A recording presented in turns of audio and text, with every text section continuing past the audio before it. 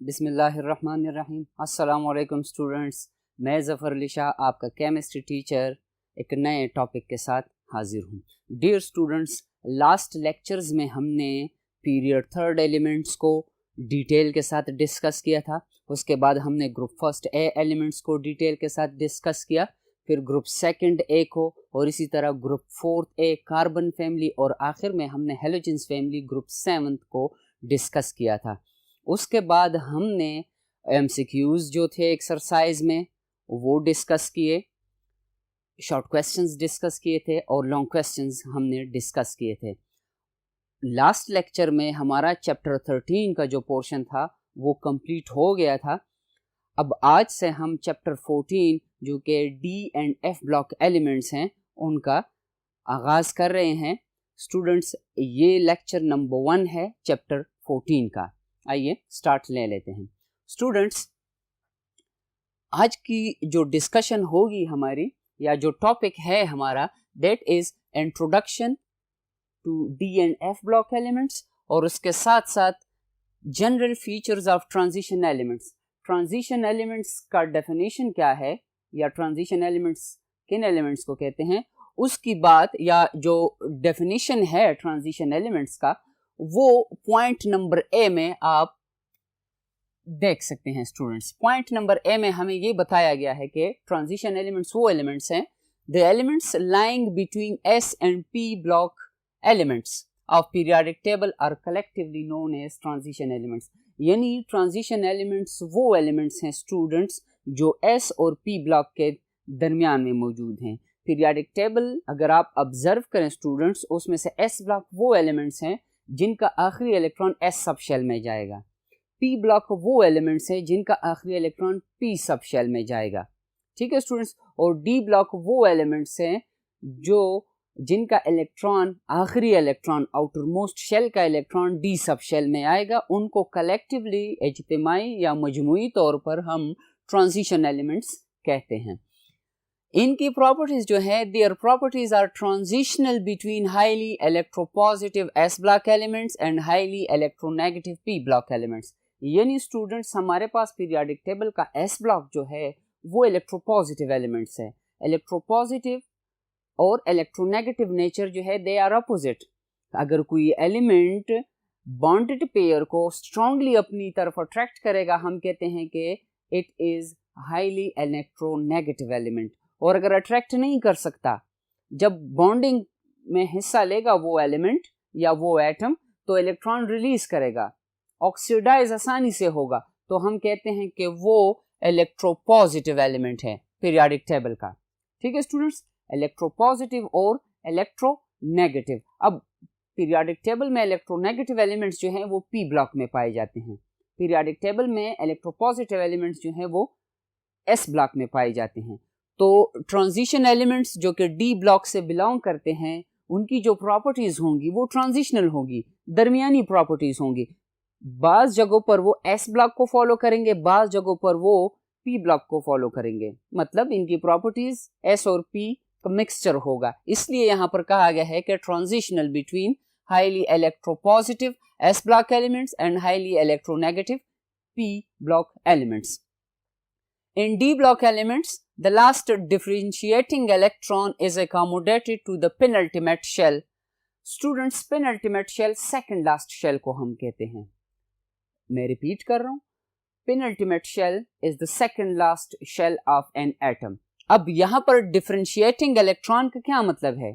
Students, अगर हम comparison करें मैग्नीशियम की इलेक्ट्रॉनिक कन्फिग्रेशन की और एल्यूमिनियम की इलेक्ट्रॉनिक कन्फिग्रेशन की, मैग्नीशियम का एटॉमिक नंबर है 12, 1s2, 2s2, 2p6, 3s2, 12 electron 3s2 तक कंप्लीट हो जाते हैं। उसके बाद एल्यूमिनियम का एटॉमिक नंबर है 13, 1s2, 2s2, 2p6, 3s2, 12 electrons complete हो गए। 3p1 डिफरेंशिएटिंग इलेक्ट्रॉन जो है वो आखिरी इलेक्ट्रॉन है, वो 3p1 में जा रहे हैं। मैग्नीशियम को डिफरेंशिएट कर रहे, अलग कर रहे एल्यूमिनियम से। क्यों? क्योंकि एल्यूमिनियम का आखिरी इलेक्ट्रॉन पी सब शेल में जा रहा है और मैग्नीशियम का आखिरी इलेक्ट्रॉन एस सब शेल में जा रहा है। 12 इलेक्ट्रॉन तक दोनों की इलेक्ट्रॉनिक कन्फिग्रेशन सेम है, लेकिन 13th इलेक्ट्रॉन जब आएगा तो वो एल्यूमिनियम की केस में पी ब्लॉक में जाएगा या पी सब शेल में जाएगा, इसलिए वो डिफरेंशिएटिंग इलेक्ट्रॉन उसको कहते हैं। तो इस केस में जो डिफरेंशिएटिंग इलेक्ट्रॉन होगा वो किस सब शेल में जाएगा या किस शेल में जाएगा? Penultimate shell, second last shell में जाएगा।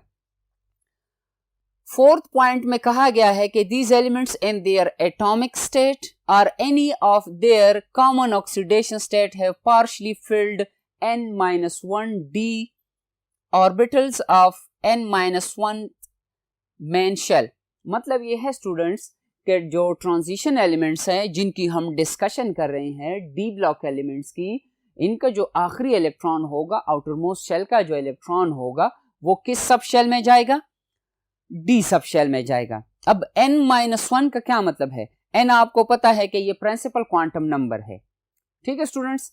तो किसी भी शेल का n-1 मतलब स्टूडेंट्स यहां पर ये है कि अगर हमारे पास फोर्थ शेल हो, फोर्थ शेल, तो 4 - 1 is equal to 3, 4 - 1 is equal to 3। Main shell, ये n जो है, ये पोर्शन जो है ये मेन शेल को रिप्रेजेंट करेगा, ये वाला पोर्शन जो है ये सब शेल को रिप्रेजेंट करेगा। मतलब मेन शेल में हमारे पास सब शेल्स हैं, ठीक है स्टूडेंट्स। तो अगर हम फोर्थ शेल की बात करें, फोर्थ शेल की, तो 4 - 1 इज इक्वल टू 3। तो ट्रांजिशन एलिमेंट्स में, डी ब्लॉक एलिमेंट्स में आखिरी इलेक्ट्रॉन जो जाएगा वो कहां पर जाएगा या फिलिंग कहां पर होगी? वो 4 - 1 d 3d की फिलिंग होगी, ठीक है students. Transition metals have incomplete D subshell, इसलिए ट्रांजिशन एलिमेंट्स को हम इसी तरह भी डिफाइन कर सकते हैं कि those elements in which D subshell is in the process of completion, partially field हो, कम से कम 1 से शुरू होगा इनकी इलेक्ट्रॉनिक कॉन्फ़िगरेशन, फिर 2, d3, d4, d5, 6, 7, 8 और 9 तक बात पहुंचेगी। अगर d10 तक बात पहुंच जाती है तो फिर वो transition elements D block elements में तो काउंट होंगे, लेकिन ट्रांजिशन एलिमेंट्स की डेफिनेशन से वो एक्सक्लूड हो जाएंगे, फिर उनको हम ट्रांजिशन मेटल्स नहीं कहते। डी ब्लॉक में तो मौजूद होंगे but they are not transition metals. क्यों? इसलिए क्योंकि हम इनको इसी तरह डिफाइन करते हैं कि they have partially filled D subshell या D subshell is in the process of completion, ठीक है स्टूडेंट्स। अब transition metals have incomplete D subshell, ये बात तो क्लियर हो गई। Since zinc, cadmium and mercury elements have D10 configuration and are not considered as D block elements। ये elements जो हैं जिंक, कैडमियम और मर्करी, Hg हाइड्रोजेरम, इनको कहा गया है कि इनकी electronic configuration outer most shell की है D10। जैसे जिंक का एटॉमिक नंबर है स्टूडेंट्स 30, तो इसके इलेक्ट्रॉनिक कॉन्फ़िगरेशन जिंक की शुरू होगी 1s2 से, फिर उसके बाद 2s2, उसके बाद 3s2, फिर उसके बाद 2s2 के बाद 2p6, 3s2, 3p6, यहां तक हमारे 18 इलेक्ट्रॉन्स कंप्लीट हो जाएंगे जो कि इलेक्ट्रॉनिक कॉन्फ़िगरेशन है आर्गन एलिमेंट की। उसके बाद 4s2 में 2 इलेक्ट्रॉन्स चले जाएंगे, 20 हो जाएंगे, और 3d10 सबशेल जो है पेनल्टीमेट शेल जो हमने बात की, पेनल्टीमेट शेल 3d में 10 इलेक्ट्रॉन्स चले जाएंगे और उनकी इलेक्ट्रॉनिक कॉन्फ़िगरेशन किसकी? जिंक की खत्म होगी D10 पर, इसलिए हम कहते हैं कि this is not a transition metal. लेकिन डी ब्लॉक में इंक्लूडेड है, क्यों? क्योंकि इलेक्ट्रॉन्स डी में मौजूद हैं यहां पर, लेकिन जो डी ब्लॉक एलिमेंट्स हैं इनमें काउंट नहीं होगा केमिस्ट्री के लिहाज से स्टूडेंट्स। फिर इनको हमने 2 कैटेगरीज में डिवाइड किया है ट्रांजिशन एलिमेंट्स को। फर्स्ट जो कैटेगरी है ट्रांजिशन एलिमेंट्स की या मेटल्स की, मेन ट्रांजिशन सीरीज है, और डी ब्लॉक एलिमेंट्स उनको हम कहते हैं। मेन ट्रांजिशन सीरीज वो है जिसमें इलेक्ट्रॉन डी सबशेल में जाएगा। Second category F block elements है, वो एलिमेंट्स जिनमें F subshell is in the process of completion, जिनको हम एफ ब्लॉक एलिमेंट्स कहते हैं, ठीक है स्टूडेंट्स। तो ट्रांजिशन एलिमेंट्स को 2 कैटेगरीज में डिवाइड किया है। यहां पर आपका एक मल्टीपल चॉइस क्वेश्चन भी बन सकता है कि how many categories are of transition metals, या ट्रांजिशन मेटल्स को हम कितनी कैटेगरीज में डिवाइड कर सकते हैं? 2 ऑप्शन दिया जा सकता है आपको, 3 दिया जा सकता है, 4 दिया जा सकता है, 5 दिया जा सकता है। जो करेक्ट आंसर होगा आपका दैट इज 2 कैटेगरीज। ठीक है students. Students, main transition series को, जिनको हम डी ब्लॉक एलिमेंट्स कहते हैं, उनको हमने for the sake of convenience, ताकि समझने में आसान हो, उनको हमने 4 सीरीज में डिवाइड किया है, जिसमें से फर्स्ट सीरीज है या फर्स्ट ट्रांजिशन सीरीज जो कि शुरू होगा स्कैंडियम से, जिसका एटॉमिक नंबर है 21, और खत्म होगा कॉपर पर, जिसका एटॉमिक नंबर है 29। अगर हम इलेक्ट्रॉनिक कॉन्फ़िगरेशन इन एलिमेंट्स के लिए लिखें तो स्कैंडियम का एटॉमिक नंबर 21 है, तो ये 3d1 से शुरू होगा, और कॉपर की केस में 3d9 पर इनकी इलेक्ट्रॉनिक कॉन्फ़िगरेशन खत्म होगी स्टूडेंट्स। ठीक है, तो यहां पर जब फिलिंग ऑफ इलेक्ट्रॉन होगी डी सब शेल में, 3d सब शेल में, अगर हम इलेक्ट्रॉनिक कॉन्फ़िगरेशन कंप्लीट स्कैंडियम के लिए एक्सप्लेन करें तो 1s2, उसके बाद 2s2, उसके बाद 2p6 10 इलेक्ट्रॉन्स हो गई, 3s2 12 हो गई, 3p6 18 इलेक्ट्रॉन्स हो गए। तो स्क्वायर ब्रैकेट में इनकी इलेक्ट्रॉनिक कॉन्फ़िगरेशन से पहले, फर्स्ट ट्रांजिशन सीरीज के इलेक्ट्रॉनिक कॉन्फ़िगरेशन से पहले स्क्वायर ब्रैकेट में आर्गन लिखा जाएगा, और उसके बाद 4s2 का नंबर है तो 2 इलेक्ट्रॉन्स वहां पर चले जाएंगे, 20 इलेक्ट्रॉन्स हो जाएंगे, और आखिरी इलेक्ट्रॉन जो होगा स्कैंडियम के केस में वो 3d1 में जाएगा, मतलब 3rd शेल के डी सब शेल में single electron. Second transition series में दिया गया है कि इनकी फिलिंग होगी किस सब शेल में? 4th शेल के डी सब शेल में इनकी फिलिंग होगी। डी ब्लॉक एलिमेंट्स हैं स्टूडेंट्स। यहां पर इनकी जो सीरीज है ये ईट्रियम से शुरू होगी, जिसका सिंबल है Y, ईट्रियम, YTTRIUM, ईट्रियम। एटॉमिक नंबर 39 से अर्जेंटम, सिल्वर का जो लैटिन नेम है वो अर्जेंटम है, और इलेक्ट्रॉनिक कॉन्फ़िगरेशन इनकी खत्म होगी 4d पर, और atomic number of argentum is 47। Third transition series हमारे पास स्टूडेंट्स है लैंथेनम से विद एटॉमिक नंबर 51, और hafnium HF, hafnium 72 atomic number से लेकर गोल्ड 79 तक, ऑरम जिसको हम कह सकते हैं AURUM, ऑरम 79 एटॉमिक नंबर है गोल्ड का, और जब फिलिंग होगी इनमें 5th शेल में डी सब शेल की। ठीक है स्टूडेंट्स, और जो आखिरी सीरीज है 4th transition series incomplete series है। ठीक है स्टूडेंट्स, एक्टिनियम 89 से शुरू होगा स्टूडेंट्स, और उसके साथ साथ रदरफोर्डियम विद एटॉमिक नंबर 104 से लेकर मेटनेरियम तक विद 109। इन एलिमेंट्स में 6d is in the process of completion. तो स्टूडेंट्स इस चैप्टर में हम मेन ट्रांजिशन सीरीज को डिस्कस करेंगे, एफ ब्लॉक एलिमेंट्स को हम डिस्कस नहीं करेंगे, और स्पेशली मेन ट्रांजिशन सीरीज में हमने फर्स्ट ट्रांजिशन सीरीज को डिस्कस करना है, जिसमें से स्कैंडियम से लेकर कॉपर तक की केमिस्ट्री थोड़ी बहुत डिस्कस होगी, लेकिन होगी जरूर। उसके बाद हम कहते हैं कि ट्रांजिशन एलिमेंट्स को या ट्रांजिशन सीरीज को हमने 2 कैटेगरीज में डिवाइड किया है फर्दर, जिसमें से आउटर ट्रांजिशन सीरीज है, जिनको हम एफ ब्लॉक एलिमेंट्स कहते हैं। एफ ब्लॉक एलिमेंट्स का दूसरा नाम जो है आउटर ट्रांजिशन सीरीज। क्यों? इसलिए क्योंकि जब इनमें इलेक्ट्रॉन की फिलिंग होगी वो आउटर एफ सब शेल में वो फिलिंग होगी। ठीक है students, outer F sub shell में इनकी फिलिंग होगी, इसलिए इनको आउटर ट्रांजिशन सीरीज कहते हैं। जो डी ब्लॉक एलिमेंट्स हैं उनको इनर ट्रांजिशन सीरीज इसलिए कहते हैं क्योंकि इनमें इनर डी सब शेल की फिलिंग होगी, इनर डी सब शेल की फिलिंग होगी और डी ब्लॉक में इंक्लूडेड। जैसे स्टूडेंट्स अगर हम बात करें, जैसे हमने स्कैंडियम की कुछ देर पहले बात की, स्कैंडियम के इलेक्ट्रॉनिक कॉन्फ़िगरेशन आर्गन, यहां तक हमारे 18 इलेक्ट्रॉन्स कंप्लीट होंगे, उसके बाद 4s2 ये 20 हो जाएंगे, एटॉमिक नंबर स्कैंडियम का है 21, और इलेक्ट्रॉनिक कॉन्फ़िगरेशन शुरू हो जाएगी 3d1 से। अब यहां पर अगर आप चेक करें, principal quantum number 4, principal quantum number 3, यहाँ पर 4s जो कि आखिरी शेल है इस कंप्लीटली फिल्ड, जिसमें 2 इलेक्ट्रॉन्स हैं।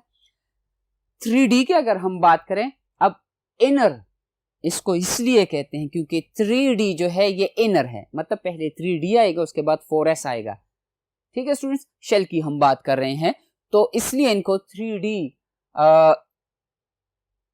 इसलिए इनको इनर ट्रांजिशन सीरीज कहते हैं। ठीक है स्टूडेंट्स, जनरल फीचर्स की तरफ आते हैं students. This is general introduction to the transition elements और डी ब्लॉक एलिमेंट्स की हमने वजाहत की। जनरल फीचर्स में क्या है स्टूडेंट्स, हार्ड मेटल्स हैं, सख्त हैं, जैसे आयरन आप देख सकते हैं। ठीक है students, high melting points and boiling points हैं, इनके मेल्टिंग पॉइंट्स और बॉइलिंग पॉइंट्स हाई है। आपको पता है कि what is melting point and what is boiling point. Melting point is the temperature at which a solid substance starts conversion into liquid state and completely converts at that temperature. That is melting point. Boiling point is the temperature at which the vapor pressure of vapors becomes equal to the external या atmospheric pressure. उस वक्त हम कहते हैं कि boiling शुरू होगी and that temperature is known as boiling point. Boiling point और melting point की जो प्रॉपर्टी है ये पहली क्लासेस में भी डिस्कस की गई थी, मतलब इनका डेफिनेशंस को, और आपने फर्स्ट ईयर की केमिस्ट्री में डिटेल में ये फैक्टर्स सीखे हैं।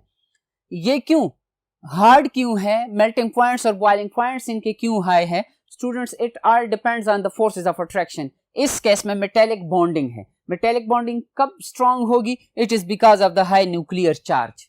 न्यूक्लियस में प्रोटॉन्स की तादाद जितनी ज्यादा होगी न्यूक्लियर चार्ज उतना ज्यादा होगा स्टूडेंट्स। ठीक है, एंड स्मॉल एटॉमिक साइज। अब इस फैक्टर की वजह से, न्यूक्लियर चार्ज ज्यादा होने की वजह से इनका जो साइज होगा एलिमेंट्स का वो स्मॉलर होगा, स्मॉल एटॉमिक साइज।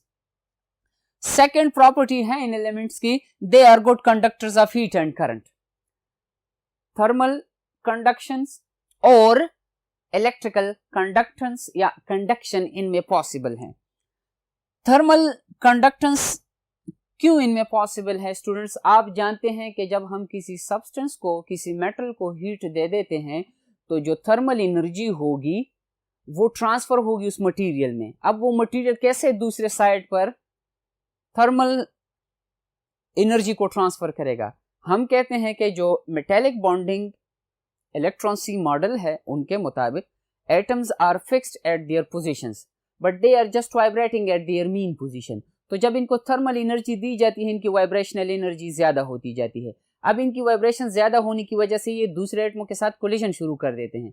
तो जो स्टार्ट में डायरेक्ट कांटेक्ट में है उस हीट सोर्स के साथ, वो एटम तेज वाइब्रेशन करेंगे, वो दूसरे एटमों के साथ कोलिजन करेंगे, उनकी वाइब्रेशन तेज होगी और अल्टीमेटली फाइनली जो मटेरियल है उसके दूसरे साइड पर वो एनर्जी जो है in the form of heat transfer हो जाएगी और उनके साथ साथ फ्री इलेक्ट्रॉन्स जो है वो भी थर्मल हीट को कंडक्ट करने में हेल्प देते हैं।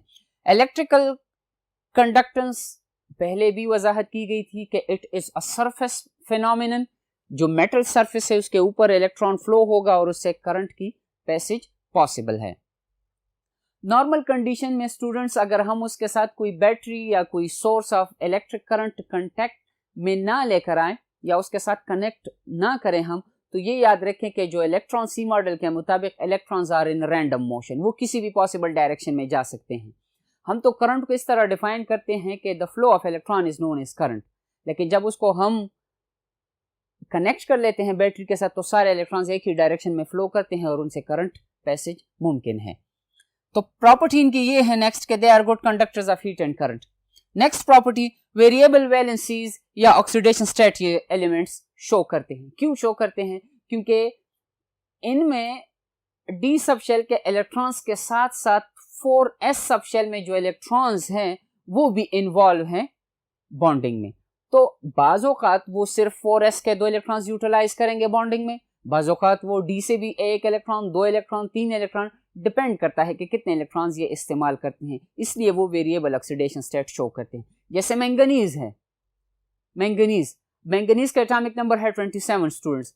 अब अगर वो 2 इलेक्ट्रॉन्स यूज करता है MnO मैंगनीज ऑक्साइड बनाएगा।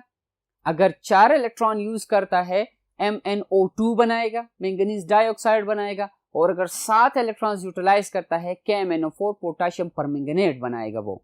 ठीक है स्टूडेंट्स, तो इनकी एक प्रॉपर्टी ये है कि ये वेरिएबल ऑक्सीडेशन स्टेट्स शो करते हैं, या variable valencies, valency bonding capacity को कहते हैं कि कितने बॉन्ड्स कोई एटम बना सकता है। नेक्स्ट प्रॉपर्टी इनकी है स्टूडेंट्स के ट्रांजिशन एलिमेंट्स के जितने भी कंपाउंड्स होंगे, चाहे सॉलिड स्टेट में हो चाहे सोल्यूशन स्टेट में हो, वो कलर्ड कंपाउंड्स होंगे।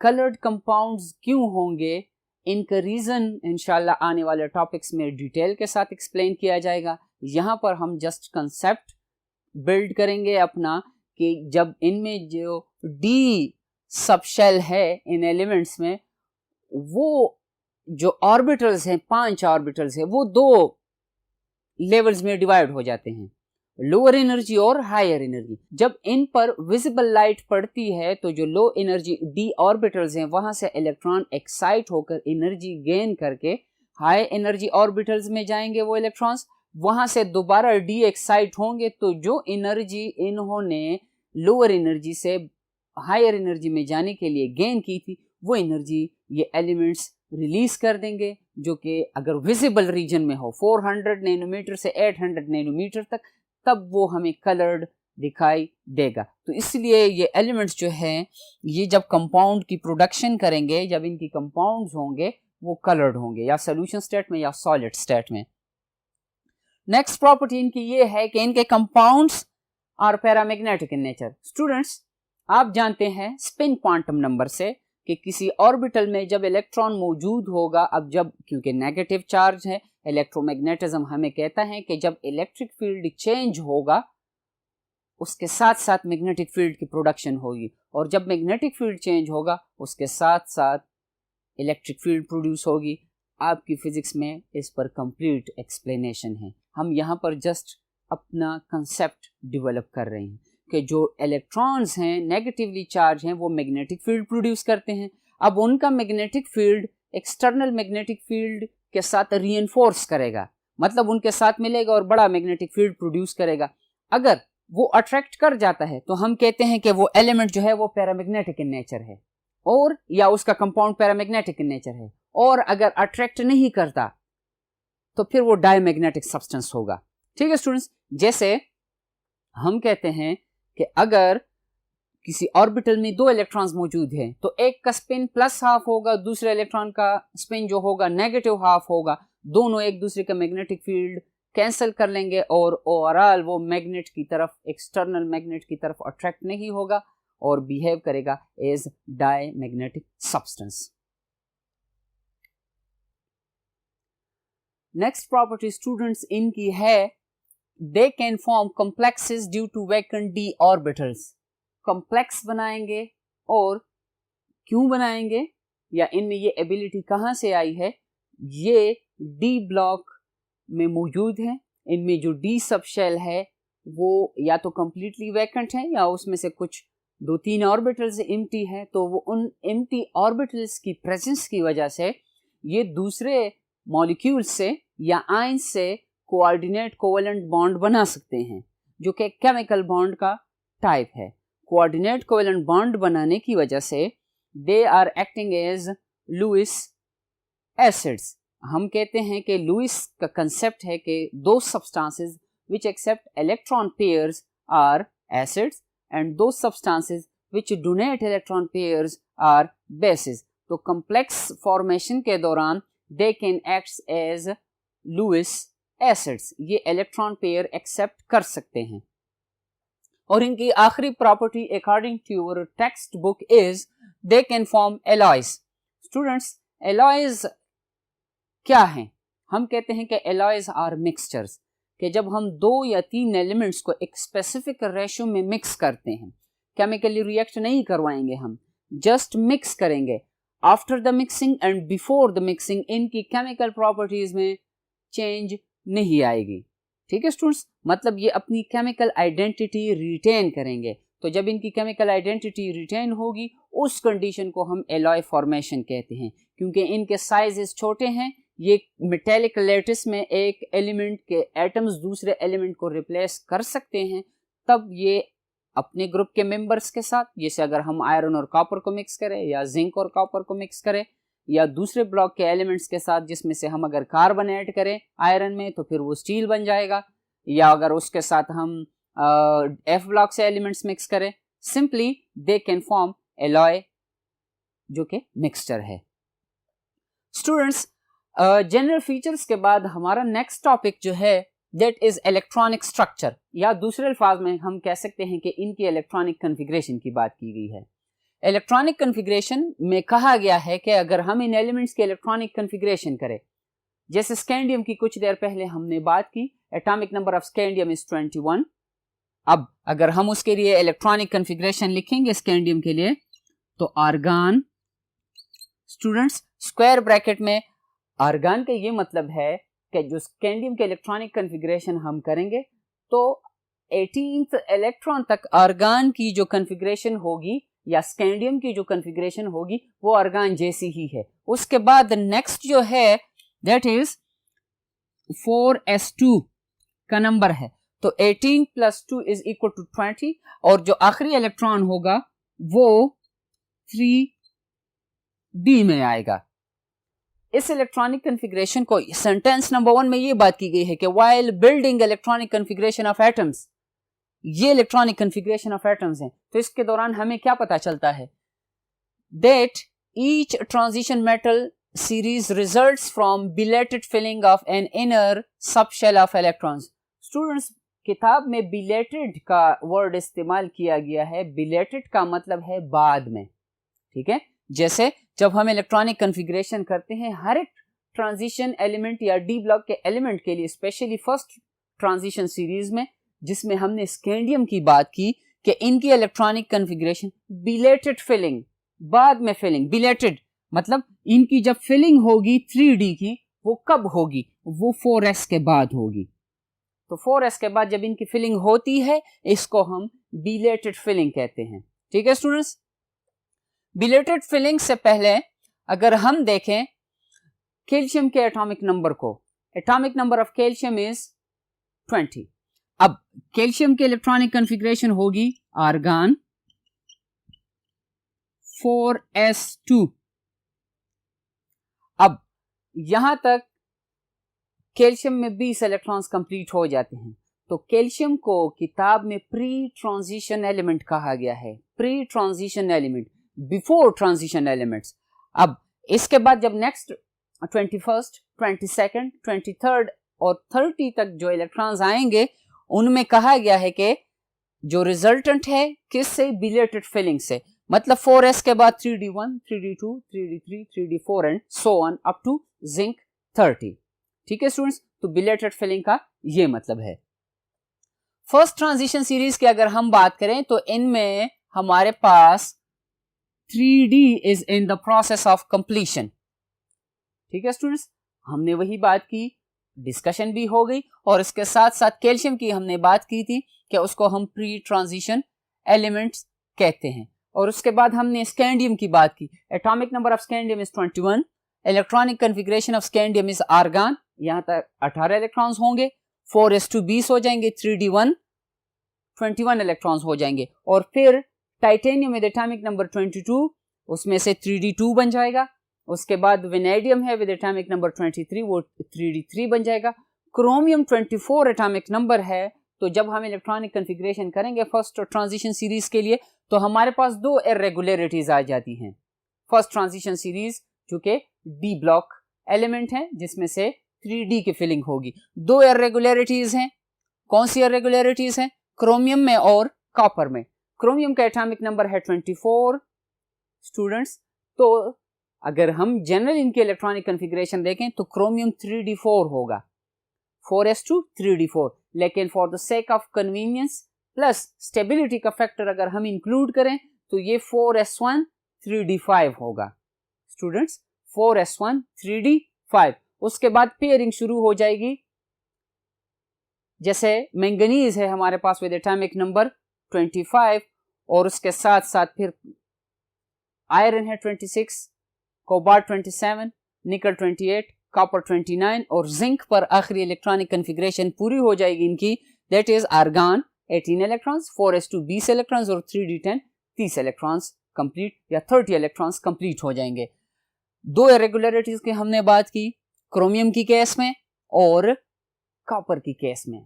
कॉपर की केस में क्या इलेक्ट्रॉनिक कन्फिग्रेशन होगी हमारे पास, 4s2 3d9। अब 3d9 जो है पार्शली फिल्ड कंडीशन है, अनस्टेबिलिटी का फैक्टर आएगा, तो 4s2 से एक इलेक्ट्रॉन प्रोमोट होगा 3d9 में जो कि 3d10 बन जाएगा। अब कॉपर की जो स्टेबल इलेक्ट्रॉनिक कन्फिग्रेशन है that is 4s1 3d9। 4s half filled है, स्टेबल है, और 3d कंप्लीटली फिल्ड है, वो भी स्टेबिलिटी गेन कर लेगा। General valence shell electronic configuration इन एलिमेंट्स की है n-1d। n-1d, n इज यहां पर प्रिंसिपल क्वांटम नंबर को रिप्रेजेंट कर रहे स्टूडेंट्स। यहां पर n की वैल्यू कम से कम 4 होगी, क्योंकि अगर हम 3 वैल्यू रखेंगे तो फिर थर्ड शेल में हमारे पास 3 वैल्यू अगर हम रखेंगे तो 3 - 1 इज इक्वल टू 2। तो सेकंड शेल में तो हमारे पास 2 सब शेल्स हैं, s और p। थर्ड में हमारे पास 3 सब शेल हैं, s, p एंड d। तो कम से कम n की वैल्यू यहां पर कितनी होनी चाहिए, 4। तो 4 - 1d 3d बन जाएगा, और उसमें कम से कम एक इलेक्ट्रॉन, 2 3 4 5 और 10 तक वो इलेक्ट्रॉन्स कंप्लीट हो जाएंगे। और आखिर में उसके साथ s सब शेल भी इन्वॉल्व है, जिसको हम 4s कहते हैं। तो अगर इस यहाँ पर 4 की वैल्यू n की वैल्यू 4 है तो 3 बन जाएगी ये वैल्यू, और ये 4s या तो 0 कंडीशन में होगा, या 1 इलेक्ट्रॉन होगा उसमें, या 2 इलेक्ट्रॉन। 1 इलेक्ट्रॉन किस केस में होगा, जैसे क्रोमियम और कॉपर की हमने बात की। ठीक है स्टूडेंट्स। उसके बाद आपकी किताब में बात की गई है इनकी इलेक्ट्रॉनिक कन्फिग्रेशन की, ट्रांजिशन एलिमेंट्स की, जिसमें हमारे पास लैंथेनाइड सीरीज है।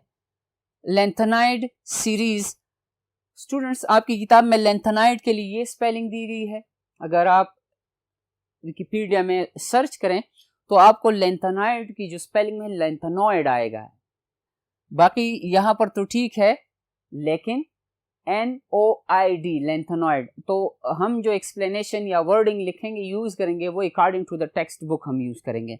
तो लैंथेनाइड जो है वो सीरियम से 58 से ईटरबियम, स्टूडेंट्स ईटरबियम, प्रोनाउंसिएशन ईटरबियम होगी। अगर आप इनका पूरा नाम देखें YT से शुरू होगा, YTT।